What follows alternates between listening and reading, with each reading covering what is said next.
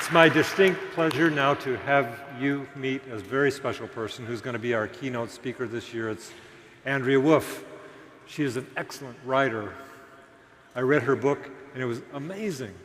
She sort of channeled one of the greatest scientists of our time, well, not our time, a previous time. Andrea, why don't you come out here? Perhaps she'll come. Andrea Wulf, ladies and gentlemen. Thank you. See you.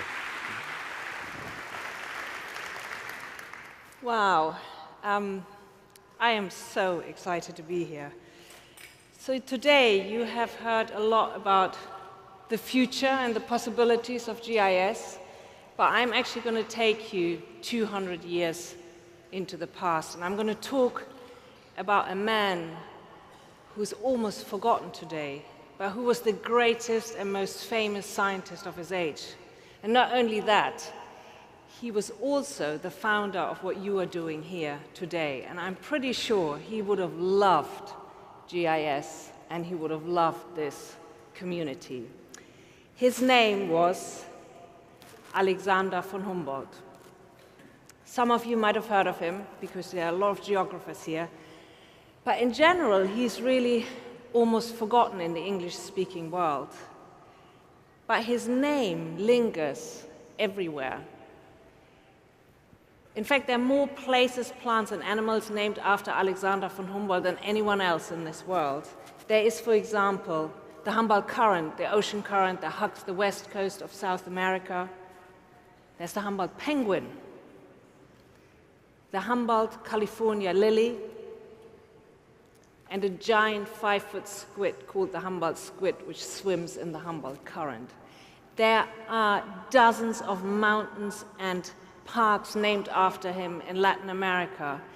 There are mountain ranges named after him in China, in South Africa, and in New Zealand. In North America alone, there are 13 towns and 4 counties named after him. Even the state of Nevada was almost called Humboldt. And I would have loved to say I'm going to Las Vegas, Humboldt, but that is not going to happen. So who was this man? Let's start with a few facts. He was born in 1769, the same year as Napoleon. He was the second son of a wealthy aristocratic Prussian family. When his parents died, he was left a very wealthy man, but he left his life of privilege and he spent his entire fortune on a 5-year exploration of Latin America. And it was a journey that shaped his life, that shaped his thinking, and that made him legendary across the world. He was a visionary thinker. He was a famous scientist. In fact, he was so famous that his contemporaries said he was the most famous man after Napoleon. They also called him the Shakespeare of the sciences. He influenced some of the most important thinkers, politicians, revolutionaries, poets, and artists. Thomas Jefferson, for example, called him one of the greatest ornaments of the age. Napoleon was jealous of him. Charles Darwin said that he would have never boarded the Beagle, nor therefore not written The Origin of Species without Humboldt. Henry David Thoreau's Walden would have been a very different book without him. And John Muir's ideas on forest preservation were heavily influenced by Humboldt's ideas. Simón Bolívar, the man who liberated the Spanish colonies in South America, said that his revolution was invigorated by Humboldt's writing. And Germany's most celebrated poet said having spent a few hours with Humboldt was like having lived several years. Even Captain Nemo and Jules Verne's famous 20,000 Leagues Under the Sea owned all of Humboldt's books. He was, as one contemporary said, the greatest man since the deluge. He died in 1859, just before, a few months before his 90th birthday, and 10 years later, on the 14th of September 1869, the centennial of his birth, was celebrated across the world. There were parties everywhere. There were parties in Mexico, in Melbourne, in Moscow, in Buenos Aires, in Egypt, in Berlin. But some of the greatest celebrations were here in North America. There were parties in Boston, Philadelphia, Washington, Charleston, Cincinnati, 3-day parties in San Francisco. 25,000 people marched through New York in his honor. Yet today, he's almost forgotten here. So why should we care? I think we should care a lot, otherwise I would have not written my book, The Invention of Nature. And I think there are many reasons. One important reason is that Humboldt invented a concept of nature that still very much shapes our thinking today. He came up with this idea that nature is a web of life. He described Earth as a living organism where everything was connected, from the tiniest insect to the tallest trees. He brought together the arts and the sciences because he said we needed to use our feelings to understand nature. He also invented isotherms, which we can still see on today's weather maps, and his map revealed this new world of pattern that crossed the globe in wavy belts. And it was very different to how temperature had been presented beforehand. And these are just two examples. One is Thomas Jefferson's weather book from 1776 and 1777. So you can see these are just long lists of tables of temperature. But Humboldt, invented this new way of showing scientific data. He also defined global climate and vegetation zones at a time when other scientists were very much still looking through the narrow lens of classification. He really is the founder of the discipline of plant geography. He was a pioneering map maker, and I think he's the founder of what we call today infographics. I just wanted to show you a couple of examples. So this is a map of plant distribution, and you can see how he's using scientific data graphically. I'm going to show you a detail of this map. So you can see how he uses color coding and icons to show us the different vegetation zones across the globe. Here's another one. It's his map on the subterraneous connections of volcanoes. Again, he's using really complex scientific data so visually, and may I say, so beautifully. He was also the forgotten father of environmentalism because he warned us of the devastating effects caused by deforestation, monoculture, and irrigation. And amazingly, he predicted in 1800 harmful human-induced climate change. All of these ideas and concepts are incredibly important, but what is much more important is that he came up with a worldview, a holistic worldview that still very much shapes our thinking today. So when I went to Esri's headquarters in April this year in Redlands, I was just amazed what I was seeing there. I thought I'd landed in Humboldtian heartland, really. I heard terms such as analysis, observation, measurements, comparison, integration, visualization, holistic, interconnected, sharing information. All of these were incredibly important for Humboldt.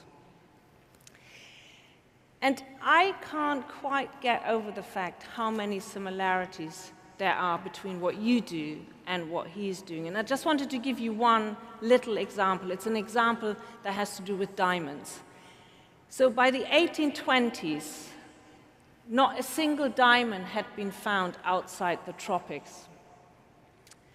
In 1829, Humboldt went on an expedition to Russia. And he based on geological information he had received from Brazil, where diamonds had been found, he predicted that there would be diamonds in the Ural Mountains in Russia. And everybody thought he's absolutely, utterly mad. In fact, the Russians called him the crazy Prussian Prince Humboldt. But sure enough, a few weeks later, Following his instructions, the first diamonds were found in Russia. These were the very first diamonds found outside the tropics. And a few years later, he also predicted diamonds in the Appalachian Mountains. So think about today's spatial analysis, which includes identifying patterns and clusters, and then using that to predict different locations. Think about modeling techniques, which include predicting how objects disperse, interact, and flow. All of this is based on exactly the same principles of what Humboldt was doing more than 200 years ago. But I'm getting ahead of myself, so let me tell you a little bit about my journey to find Humboldt. So the invention of nature is really my attempt to find him, but also to restore him to his rightful place on the pantheon of nature and science. And the great thing about writing a book about an explorer is that you get to travel to pretty amazing places yourself, all in the name of research, of course. So for me, writing this book was very much a journey through letters and landscapes, and I wanted to kind of show you a few of the things that I discovered. So for example, I read his notes in the archives in Berlin, and what you can see here is that man has the worst handwriting on the planet.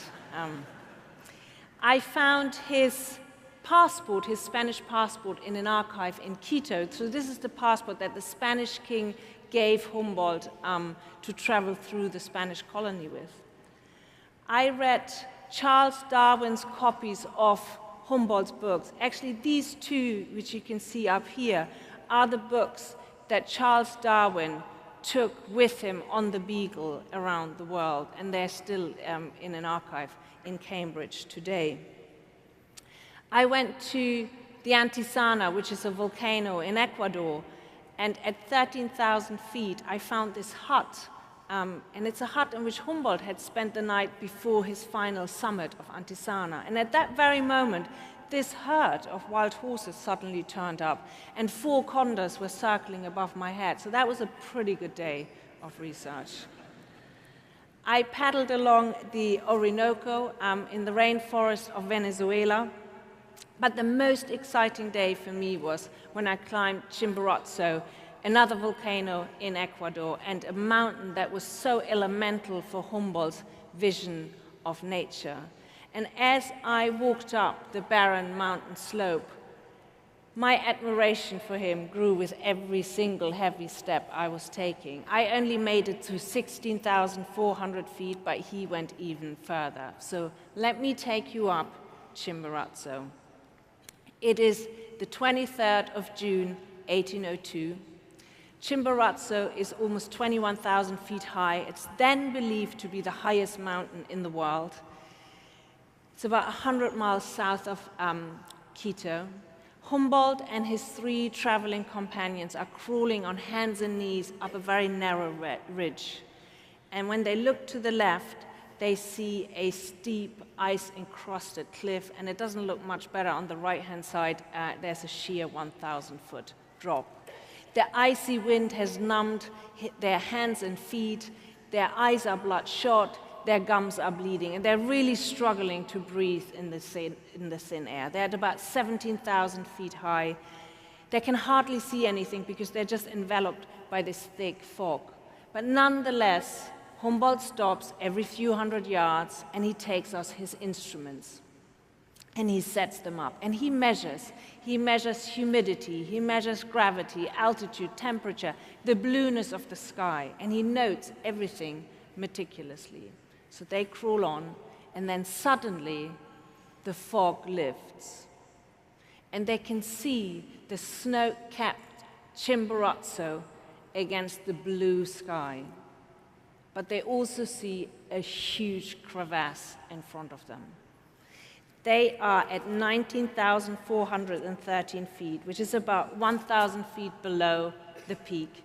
And Humboldt realizes that they can't go any further because there's no way to cross this crevasse.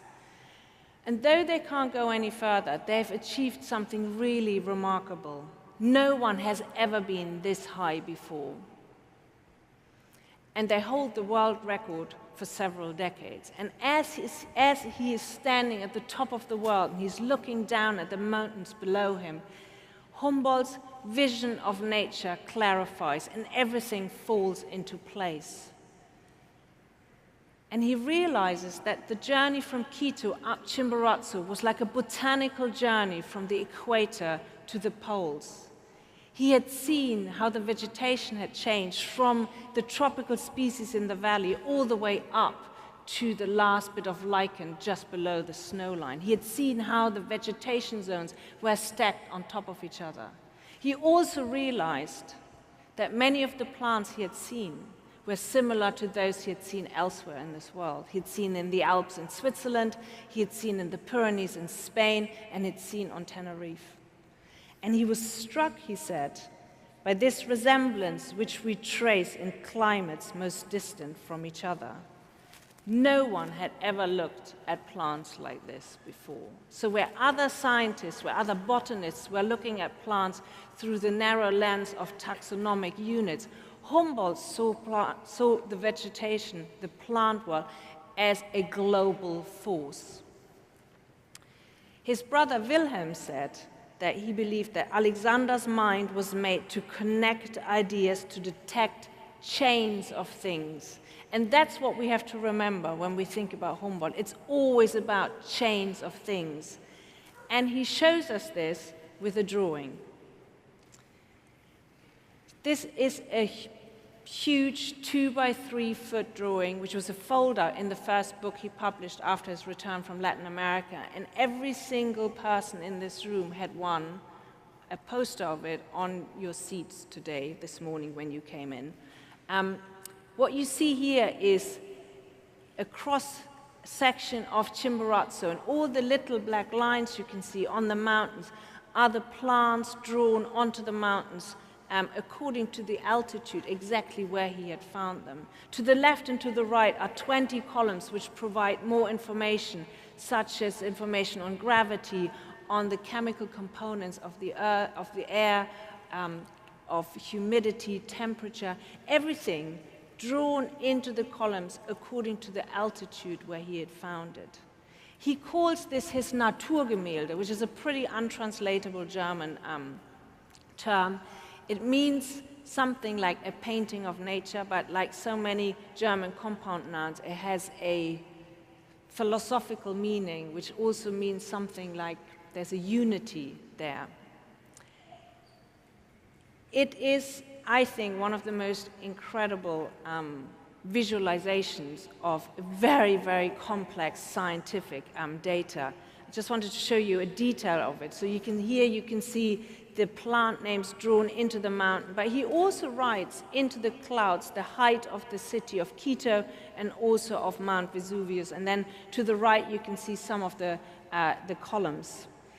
So no one had ever presented scientific data so visually. So don't you think this is an early geographical information system? That's where it all started, I think. It's a complex, it shows complex information, it reveals intricate relationships, and yet it is so simple and easy to understand. But let me tell you a little bit about his exploration of Latin America. Humboldt and the French botanist Aimé Bonpland left Europe in June 1799, and they spent 5 years in Latin America. And I'm going to have to skip over some really exciting bits here, so you're going to have to read the book for that. But I wanted to give you a little bit of a sense of what kind of man he was. He was unbelievably restless. He himself said that he felt as if he was chased by 10,000 pigs. He was obsessed with measurements. He schlepped 42 scientific instruments across Latin America, all of them packed individually in velvet-lined boxes. He carried a huge pendulum clock, for example, thermometers, but also a telescope, a hygrometer, which he used to measure humidity with, and a travel barometer. But he was not just interested in empirical data. He also said that nature must be experienced through feeling and imagination. So he was really driven by this sense of wonder. But he was not a cerebral scholar. He was brazenly adventurous. Take his journey along the Orinoco and the surrounding river networks, for example. He and Bonpland paddled 1,400 miles along the rivers, 75 grueling days deep in the rainforest, and it made for very dangerous traveling. Their boat capsized and they almost drowned, for example. They almost starved to death. They suffered from high fevers. They encountered dangerous animals such as crocodiles, snakes, mosquitoes, and jaguars. But they also encountered the most magnificent ecosystem on our planet, the most magnificent web of life, the rainforest. And Humboldt was interested in everything. He, for example, tasted the water of the different rivers like a wine connoisseur.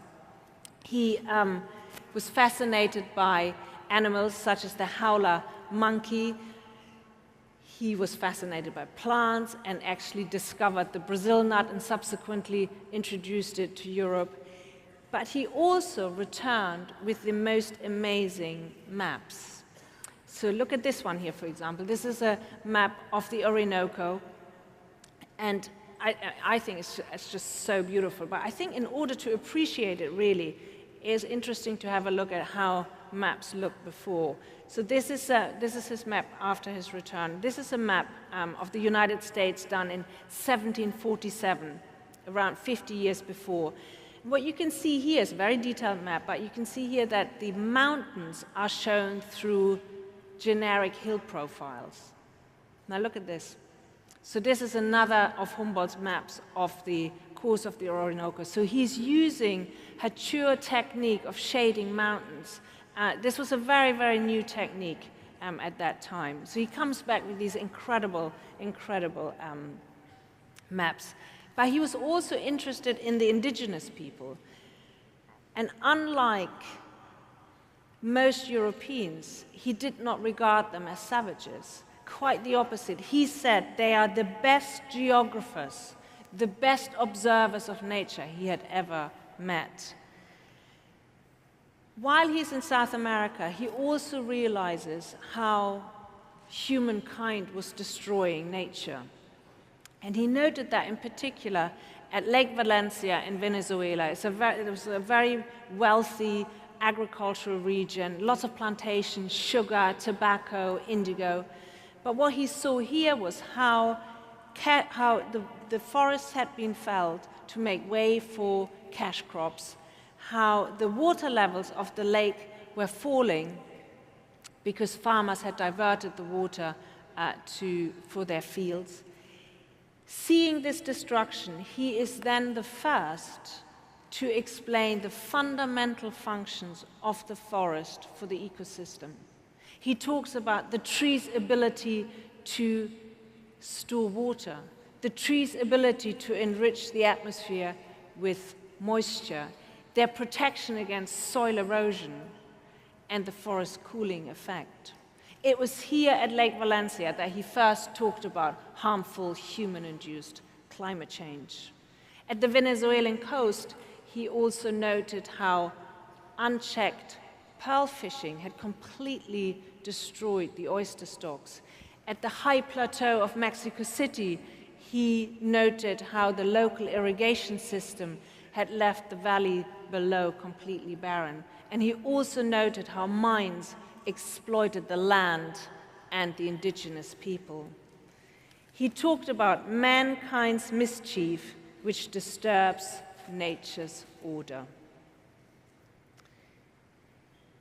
He and Bonpland explored Venezuela and the Orinoco, and then they went up north to Cuba, and then they went back to South America, to what's today the northern coast of Colombia, and then they went all the way down to Lima, 2,500 miles, most of it through the Andes, most of it on foot. On their way, they climbed every reachable volcano. So by the time they reached Chimborazo, in June 1802, they were really the most experienced mountaineers in the world. The more difficult it was, the more Humboldt seemed to have enjoyed himself. And I found this wonderful letter which he wrote from South America to a friend in Germany. It's a long, long letter in which he describes in great detail all the dangers he's encountered, how he was almost killed by a jaguar, how he almost drowned. And then he ends this letter with this sentence: "And you, dearest, how is your monotonous life?" So he was also a bit of a show-off. In April 1804, after a year in Mexico, Humboldt decides that it's time to return to Europe. But he adds a little bit of a detour because he wants to meet this man. He wants to meet Thomas Jefferson, who is then the third president of the United States. And the timing of Humboldt's visit was absolutely perfect for Jefferson because he had just acquired the Louisiana Territory in the previous year for the United States. So here was this heroic explorer who just spent a year in Mexico, much of it also in the archives in Mexico City. So Jefferson bombarded Humboldt with questions about their new neighbor, Mexico, and Humboldt very happily opened his notebooks and his maps to brief the President of the United States, including leaving him with 18 tightly written pages that summarized everything he knew about trade, agriculture, and mining in Mexico. He returned to Europe in August 1804, and he lived in Paris and later in Berlin, and he very quickly established himself as the center of scientific inquiry. He worked at a really frantic pace, fueled by his love for knowledge and by many, many, many cups of coffee, which he called concentrated sunshine, which I think is such a beautiful image. He experimented, he gave lectures, he wrote dozens of books. He jumped so quickly from one subject to another that few people could actually follow him. And I wanted to show you a couple of his manuscripts, just so you get an idea how his mind worked. For me, it was really almost like an epiphany when I opened the boxes in the Berlin archive, seeing these. So this is, these are his lecture notes. So he starts fairly conventional enough. He writes down his ideas in a kind of fairly linear manner, and then he has a few ideas, and he squeezes them in the corner here and in the corner there, and then he runs out of space. So you would think, now he's just going to get another sheet of paper, isn't he? Like, no, not Humboldt. This is what he does. He starts writing his ideas on little bits of paper, and then he sticks them all on top of each other. And so you can see some of them here on the left-hand side, you can fold out. He reads something in a book, he tears out a page and kind of sticks it on there. So you end up with this amazing multi-layered collage of thoughts, which have really no apparent order to anyone else than Humboldt. But I think what it also shows you is that not only did he see nature as a web of life, but that's how his mind worked. His mind was a web. It was not going in a linear manner. He also wrote dozens of books, many of which became huge international bestsellers, but he also returned from South America with hundreds and hundreds of drawings and maps, and he employed 50 map makers and artists to turn his field sketches into the most magnificent engravings and maps. And I just wanted to show you a few. I'm going to run relatively quickly through them, but just to give you an idea. So this is, for example, his sketch of a map of South America, which I found in an archive in Quito. This is a tiny little piece of paper where he draws the profile of the Andes in Chile.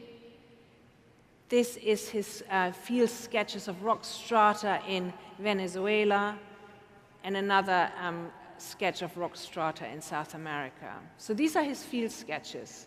This is what it becomes in his publication. So these are rock formations an engraving in one of his books. This is also in one of his books, he calls it Journey Towards Chimborazo. So it's a kind of mixture of the Naturgemälde, but also about rock strata. And then this is just a tiny little detail from his map of Mexico, which I think is absolutely stunning. 1811. And this is my favorite. So this is a tiny, tiny little sketch in a letter. And what you see here is 5 mountains from across the world put next to each other. From the Andes, from the Himalaya, from the Pyrenees, from the Alps, and from Lapland. And he compares their height of snow line. And this is what it becomes in his published work. Isn't that beautiful? So we often draw a sharp line between the arts and the sciences, but Humboldt did not do that at all. And in none of his work, actually, but where we can see this most clearly is really in his pioneering work in map making and infographics. And so I want to show you just a few things, just to explain and show and illustrate to you that he really is the founding father of what you are doing here. So his maps are amazing in terms of topography, as I've shown you, but he also shows things like economic data. So this is his map, also from 1811, the transportation of precious metals across the world. This is the distribution of different human races across the globe. This is actually from an atlas that accompanied one of his books. This is a map of geomagnetism. He was very interested in all these kind of global forces. He was fascinated by volcanoes, tsunamis, and earthquakes. This map, for example, shows volcanoes and earthquakes. The green circles show groups of volcanoes. Green dots show inactive volcanoes. Red dots show active volcanoes.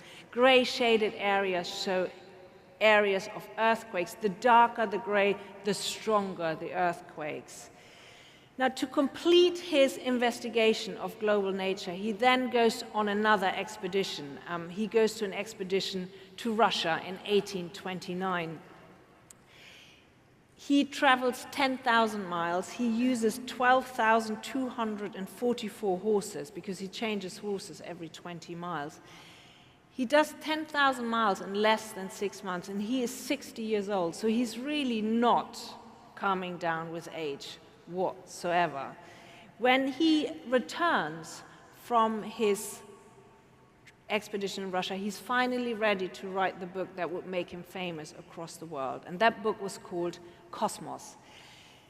It was a huge international bestseller. It was a book in which he took his readers on an incredible journey across the universe. It was a journey that took them from Earth to outer space, from the tiniest fleck of moss to the highest peaks of volcanoes, from botany to landscape painting and to poetry.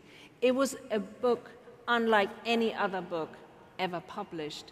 So at a time when other scientists were crawling into their ever-narrowing disciplines, Humboldt wrote a book that did exactly the opposite. He wrote a book that brought everything together. It was a portrait of nature pulsating with life, and it was really his declaration of love to nature. And it was the book that made him a household name in America. Now, my book, The Invention of Nature, is not just about Humboldt. It's also about some of the key people he influenced. And we don't have time to talk about all of them, but I kind of chose a couple to give you an idea how influential he was. So let's have a look at Charles Darwin. As a young man, Darwin read Humboldt's book, Personal Narrative, which you can see here on the left. And Personal Narrative was a book that was partly a travel account and partly a scientific treatise of Humboldt's exploration in Latin America. And it was a book that changed everything for Darwin. So let's hear it from Darwin himself. This is what he wrote.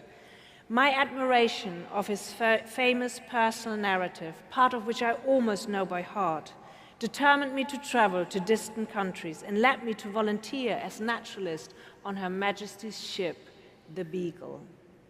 On the Beagle, Charles Darwin kept his copies of Humboldt's books on a shelf next to his hammock.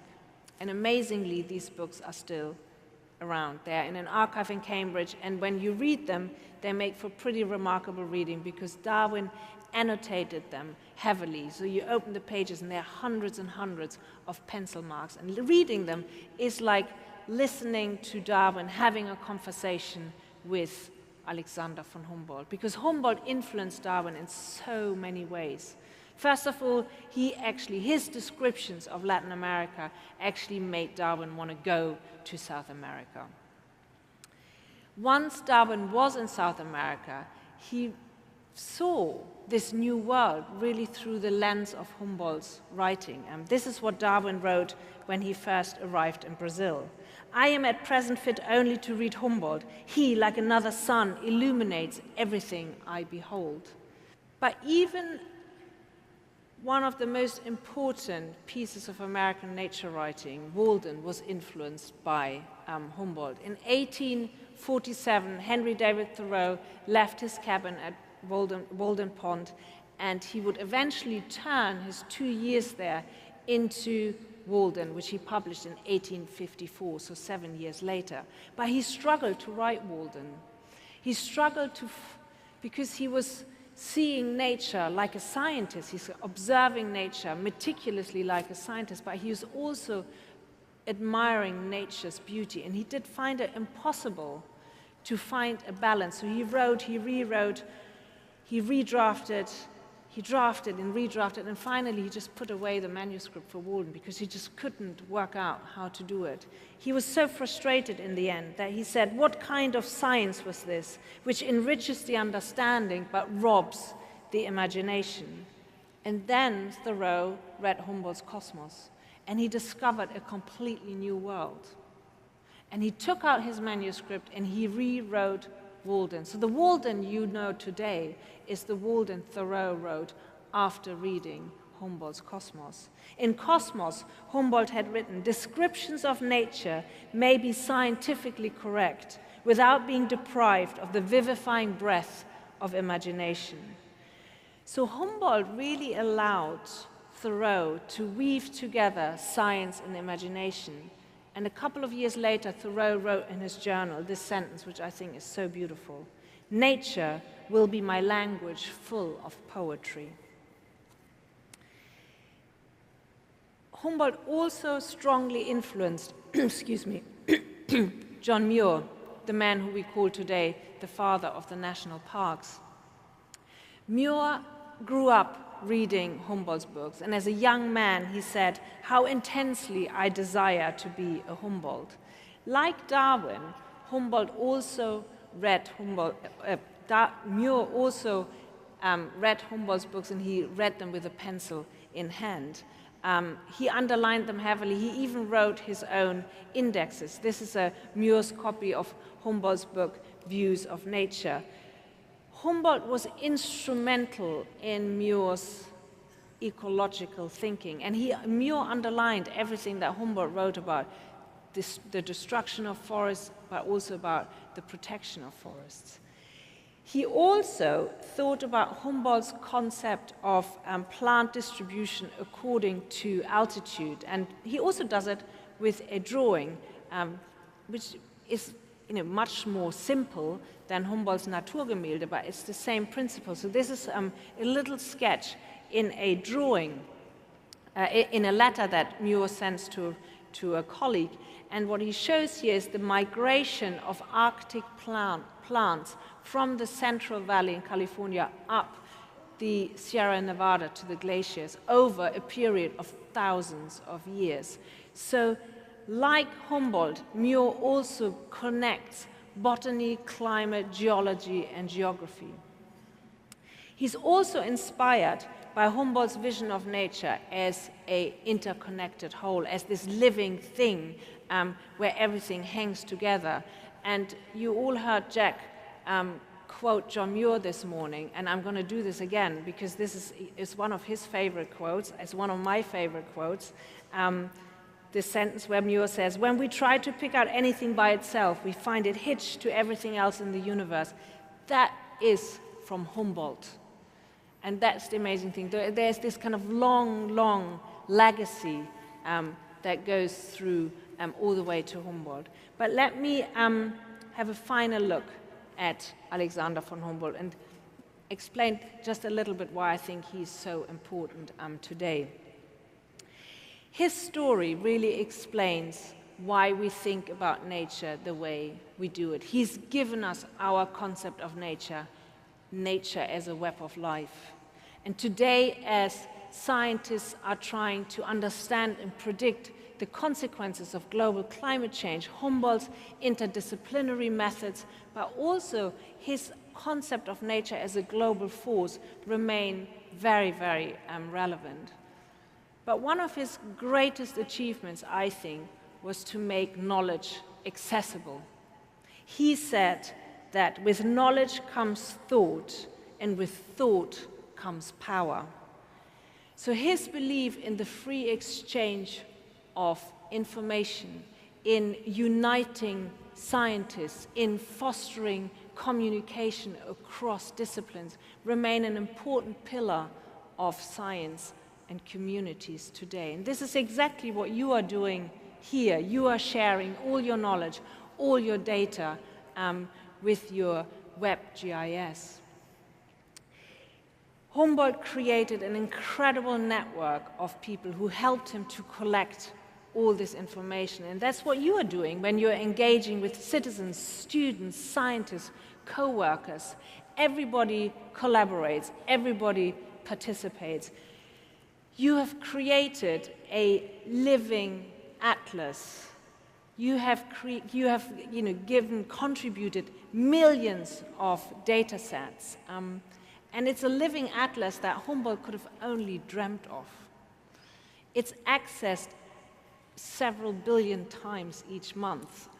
That is knowledge that brings power to people and to communities, just as he always wanted. So to me, it feels as if we've come full circle. In a way, I think he's the most modern of all scientists, the way he worked, the way he thought, the way he understood nature. He had trunks full of scientific instruments. You have your mobile devices, your tablets, your computers. He saw patterns and clusters in his head. You run a geo-processing tool that does mathematically the same as he did. He wrote dozens of books and more than 50,000 letters sharing all his knowledge. And you do the same with WebGIS, with your web maps, with your story maps, with your web scenes. So I'm pretty sure that he would have loved this community. He would have loved the possibilities of GIS, because what you do here is truly Humboldtian. So let me end with a quote.